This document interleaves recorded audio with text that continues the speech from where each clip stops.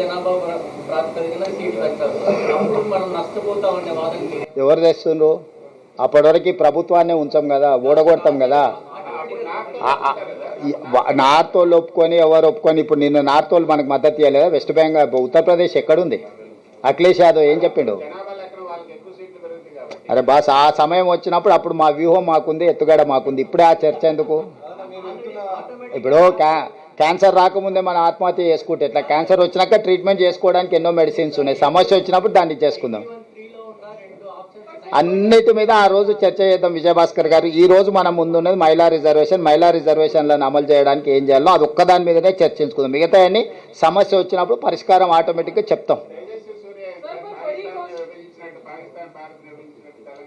ఇప్పుడు మోడీ గారు ఏమన్నారు? తలుపులు బంద్ చేసి రాష్ట్రాన్ని విడదీసిండ్రు, తల్లిని చంపేసి బిడ్డను బతికించిండ్రని మోడీ గారు చెప్పిర్రు. వాళ్ళ నాయకుడు ఆ విధంగా చెప్పినాక తేజస్వి సూర్య ఇంకేం చెప్తాడు? ఆవు చేనులో మేస్తే దూడేమన్నా గట్టి మీద మేస్తుందా? అది కూడా పోయి చేనులోనే మేస్తుంది. వాళ్ళకి తెలియాల్సింది ఏంటంటే చట్టసభలలో ఇన్ని రోజుల నుంచి ఉన్నారు. తేజస్వి సూర్య సెకండ్ టైం ఎంపీ అనుకుంటా. ఆయనకు అవగాహన కల్పించండి. మీరు ఏ బిల్లు సభలో ప్రవేశపెట్టినా తలుపులు మూసిన తర్వాతనే ఓటింగ్ జరుగుతుంది.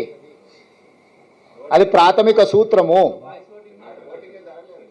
ఓటింగ్ ఆర్డర్ హౌస్ లేనప్పుడు ఓటింగ్ జరగదు. బుర్రున్నవాడు ఎవడైనా హౌస్ని ఆర్డర్లో పెట్టాలి. ఓటింగ్ అడగాల్సినోడు లగడపాటి రాజగోపాల్ లాంటి వాళ్ళు పోడియంలోకి పోతే ఏం జరుగుతుందో గదే జరిగింది. సో అట్లాంటి వాళ్ళు పెప్పర్ స్ప్రేలు తీసుకొచ్చి కొట్టిన తర్వాత ఓటింగ్ ఎందుకు జరుగుతాయి? ఇంతటి అరాచకం ఎప్పుడైనా చూసిండ్రా? అరాచకానికి తగ్గట్టు రోగానికి తగ్గ మందు ఇస్తారు. ఎప్పుడైనా రోగం ఎట్లుంటే మందు అట్లుంటుంది.